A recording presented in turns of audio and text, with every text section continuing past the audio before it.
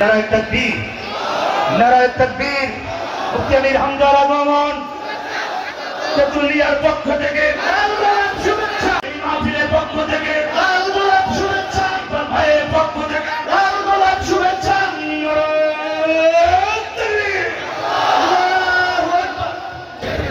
বাংলাদেশের সীমান্তবর্তী এলাকা পঞ্চগড় জেলার তেতুলিয়া থানার অন্তর্গত কালামদিগঞ্জ ফাজিল ডিগ্রি মাদ্রাসার উদ্যোগে মহাবিশ্বের মহাবিশ্ব আমাদের মালিক আমাদের মনিব মহান রব্বুল ইজ্জাত ওয়াল জালালের মুখের পবিত্র বাণী কোরআন কারীম তাফসীরুল কোরআন মাহফিলের স্বনামধন্য সভাপতি বিশিষ্ট আলেমে দ্বীন ইসলামিক চিন্তাবিদ শিক্ষাবিদ মাওলানা ওসমান গনি অধ্যক্ষ কালামদিগঞ্জ ফাজিল ডিগ্রি মাদ্রাসা তেতুলিয়া পঞ্চগড়। এই মাহফিলে উপস্থিত আছেন বাংলাদেশ জামাত ইসলামী পঞ্চগড় জেলা শাখার শ্রদ্ধাভাজন আমির। এতক্ষণ যারা আলোচনা রাখলেন মাওলানা হুসাইন আহমেদ মাহফুজ, আমার সাথে এসেছেন আপনাদের এই মাদ্রাসার প্রাক্তন ছাত্র আমার বন্ধুবর হাফেজ মাওলানা মাহফুজুর রহমান দিনাজপুরি। এই মাদ্রাসায় আরো যারা শিক্ষক শিক্ষিকা মন্ডলী আছেন সবাইকে শ্রদ্ধার সাথে স্মরণ করে সম্মান জানাচ্ছি। আল্লাহ তাদের সম্মান মর্যাদা দিন যত যাবে আরো যেন বাড়িয়ে দেয়।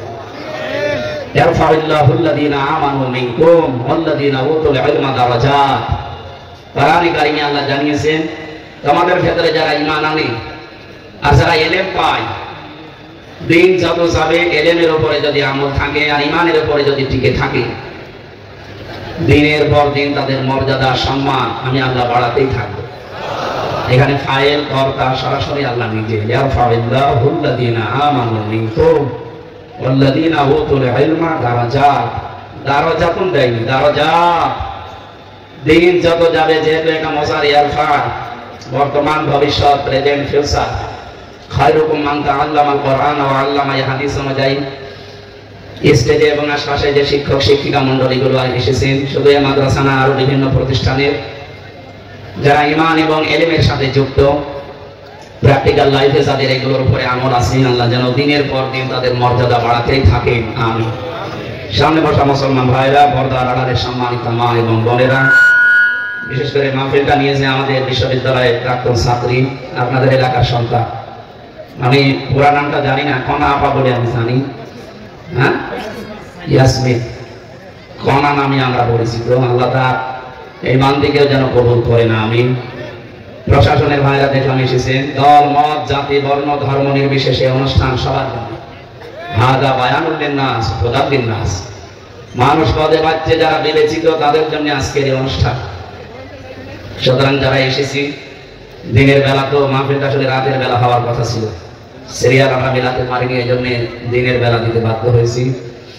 তারপরও আপনারা কাজ কাম বাদ দিয়ে কোরআন কারীম শোনার জন্য এত আগ্রহ যারা পেশ করলেন, এই প্রচন্ড গরমে অনেকে এসে দুপুরের খাবার না খেয়ে বসে আছেন, আল্লাহ যেন উত্তম জাযা দান করেন। জবান খুলে বলেন আলহামদুলিল্লাহ। আল্লাহ পাক বলেন আল্লাযীনা ইসতামিউনাল কাওলা ফায়াত্তাবিউনা আহসানা উলাইকাল্লাযীনা হাদাহুমুল্লাহ ওয়া উলাইকা হুম উলুল আলবাব। যারা কোরআন কারীম শুনতে আসে আর এর ভেতরে উত্তম যে বিষয়গুলো এগুলো তারা অনুসরণ করে চলে, আল্লাহ পাক তাদেরকে নিজে হেদায়েত দান করে। উলাইকাল্লাযীনা হাদাহুমুল্লাহ। কোরআনের এই সমস্ত শব্দের দিকে তাকালে আমরা যেটা দেখতে পাই, উলাইকা, আল্লাহ যেন তার এই কুদরতি আঙ্গুল পঞ্চগড়ে তেতুলিয়া কালামদি ফাজিল মাদ্রাসার দিকে এভাবে ইশারা দিয়ে জানাচ্ছেন, উলাইকাল্লাযীনা হাদাহুমুল্লাহ। যারা মনোযোগ সহকারে আমার কোরআন কারীম শুনছে, আহসানাহু, এর উত্তম বিষয়গুলো ইয়াত্তাবিউনা, জীবনে মেনে নেওয়ার জন্য অনুসরণের জন্য সিদ্ধান্ত নিচ্ছে, আমি এই মানুষগুলোকে নিজে হেদায়েত দেব। হেদায়েত দেওয়ার একচ্ছত্র মালিকানা আল্লাহ, তিনি নিজে বলছেন আমি তাদেরকে হেদায়েত দেব। উলাইকা হুম উলুল আলবাব। আর এই মানুষগুলো বুদ্ধিমান।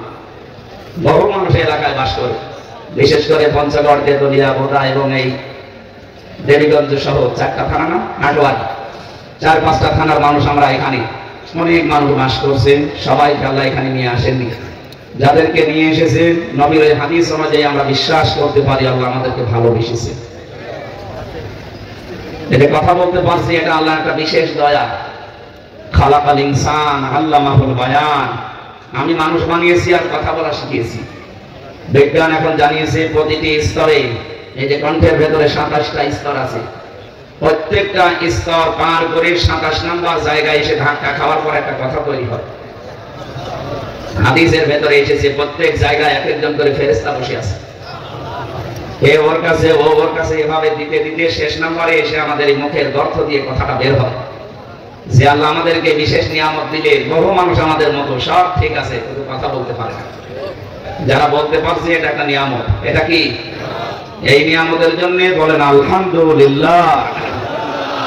দরুদ আর সালাম পড়ছি আমাদের নবী, মানবতার মহান শিক্ষক মুহাম্মদুর রাসূলুল্লাহ সাল্লাল্লাহু আলাইহি ওয়াসাল্লামের প্রতি। আমরা তাফসীর আকারে কথা বলবো সামনে ইনশাআল্লাহ। আমার তেলাওয়াত আয়াত থেকে কয়েকটা বিষয় সামনে বলে দিই। এই দুনিয়াতে যে মানুষগুলোকে আল্লাহ হেদায়েত দেয়নি, বহু মানুষের জীবনী পড়ে দেখেছি তারা আল্লাহকে মানত, আল্লাহ একজন আছে বিশ্বাস তাদের ছিল, কিন্তু ওই জামানায় যারা প্রেরিত পুরুষ নবী বা রাসূল তাদেরকে তারা মানে নাই। এই কারণে আল্লাহ তাদেরকে হেদায়েতের মতো মহান নিয়ামত থেকে বঞ্চিত করে দিয়েছে। ফেরাউনের নাম শুনেছি আমরা, শুনি নাই? এই হারুন, এই ফ্যানটা আর একটু লাগবে, আমার গা ঘেমে যাচ্ছে, গা ঘেমে গেলে অসুস্থ হয়ে যাবো।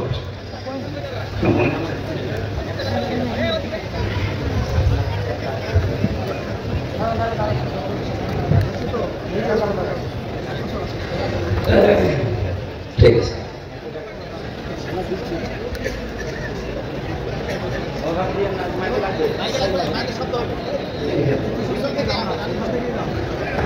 শেষ করে এখানে চলে যাও তাড়াতাড়ি, যেভাবে আছে এভাবে রেখে তাড়াতাড়ি চলতে।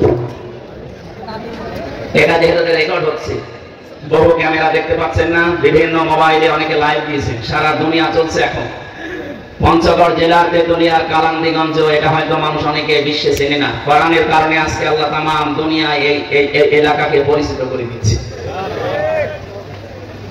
রেসালাতের যে কথাটা বলছিলাম খুব খেয়াল করে শুনবেন, এটা বাংলাদেশের সাথে মিলে যাচ্ছে, এই জন্য আমি বিষয়টা সামনে নিয়ে আসলাম। বহু মানুষ আমাদেরকে বলে আমি কি নামাজ পড়ি না, রোজা রাখি না, আমি কি হজ করি না, আমি দান সাদকা করি না।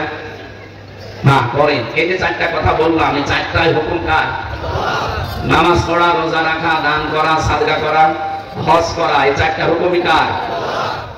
ফেরাউন আল্লাহ বলে একজন আছে এই কথাও বিশ্বাসও করেছিল এবং কালেমা পর্যন্ত পড়েছিল। ও যখন ডুবে যাচ্ছিল, আন্নাহু লা ইলাহা ইল্লাল্লাযী আমানাত বিহি বানু ইসরাঈল ওয়া আনা মিনাল মুসলিমিন, ও বলেছিল আমি ঈমান আনলাম, ওই আল্লাহর উপরে ঈমান এনেছি যার উপরে ঈমান এনেছি বনি ইসরাঈল, আমি তো মুসলমান। এরপরও ফেরেশতারা আমার সুবায় আবার রুবায় আবার উঠায় আমার মুখের ভেতরে কাঁটা দিয়ে দিল। তাফসীরে হাক্কানি মুফাসসির লিখেছেন কেন আল্লাহ পাক তাকে ঈমানের মতো এই মহা দৌলত দেয়নি। কয়েকটা কারণের প্রথম কারণ হচ্ছে সারা জীবনে সবচাইতে বেশি জুলুম করেছিল মানুষের উপরে। এখান থেকে মাসলা আসে, দুনিয়াতে যার জীবনে জুলুম বেশি হয়ে যায় সে হেদায়েত থেকে আল্লাহ তাকে বঞ্চিত করে দেয়। কারণ এই শব্দটা আল্লাহর কাছে ঘৃণিত শব্দ। জুলুম এত কঠিন মারাত্মক ঘৃণিত, এটা জুলুম যারা করে মানুষগুলো আল্লাহর মামলার আসামি হয়ে যায়। আপনি খেয়াল করেছেন?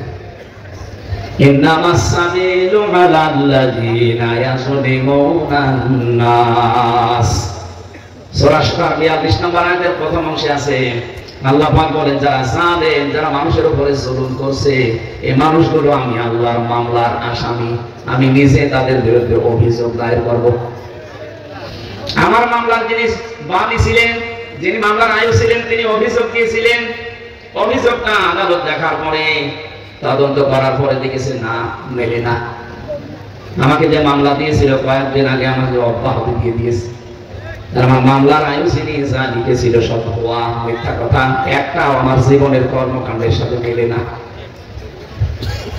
আল্লাহ নিজে বলেন ইন্নামাস সাবিলু আলাল্লাযীনা ইয়াযলিমুনান নাস, শব্দটা ইয়াযলিমুনাল মুসলিমুনা নেই, আল্লাহ দিয়েছেন ইয়াযলিমুনান নাস। ইয়াযলিমুনা এটা মজারে বর্তমান, ভবিষ্যৎ, প্রেজেন্ট, ফিউচার। মুসলিমুনা না দিয়ে নাস আল্লাহ দিয়েছেন এই কারণে পৃথিবীতে মানুষ হয়ে মানুষের উপরে কেউ জুলুম করছে, ভবিষ্যতেও করবে, চিন্তা আসতে পারে যে ভবিষ্যতে করবে। এসব আল্লাহ দিলেন কেন? আপনি এদেশের দিকে তাকান, এই 15.5 বছরে অনেকে জুলুম করেছে নাকি করে না? এমনকি আগস্টের 5 তারিখের পর থেকে অনেক জুলুম বিভিন্ন জায়গায় আরম্ভ হয়েছিল। এমনকি এখনো পর্যন্ত অনেকে আশা করে আছে যে চেয়ারে একবার বসে জুলুমকারী বলে দেখাবো। আল্লাহ এই জন্য আসলে মন বহু বছর দেওয়ার পরে আবার বাস্তব দিয়েছেন 2টা কাল। এখন যারা করছে ভবিষ্যতে যারা চেয়ার পাওয়ার পরে করবে বলে অনেকে আশায় আছে। অনেকে যে আশায় আছে এটা বাস্তব কিনা বলেন তো? অনেকে আছে যে আগে চেয়ারে বসে দেখেন কি করি। এখানে অমুসলিমদের নাম না দিয়ে আল্লাহ সরাসরি যদি বলতেন যারা মুসলমানের উপরে জুলুম করে তারা আর আমার মামলার আসামি, তাদের বিরুদ্ধে আমি অভিযোগ দেব, শুধুমাত্র মানুষের নাম দিয়ে আল্লাহ জানিয়েছেন পৃথিবীতে যে কোন ধর্মের অনুসারী হতে পারে ও মানুষ কিনা দেখবে। মানুষ হয়ে যারা মানুষের উপরে অত্যাচার করে জুলুম করে, এরা ফাইনাল কথা, এরা কিন্তু হামজার মামলার আসামি না, এরা আল্লাহর মামলার আসামি। সুতরাং 1628টা চেয়ার ছিল এই দেশে, মেন চেয়ার এই চেয়ার না, এই চেয়ারের পায়ার কোনো ক্ষমতা নেই। কিন্তু এই যে 1628টা চেয়ার, ওদের কিন্তু এই দেশ চালানোর ক্ষমতা ছিল। আমি যতটুকু দেখলাম এই 1628টা চেয়ারে যারাই বসা ছিল তারাই জালিম। অন্তত 15.5 বছরে যারা ছিল প্রত্যেকটা জালিম। আর জালেম যারা এরা মামলার আসামি কার? আরো জোরে বলেন।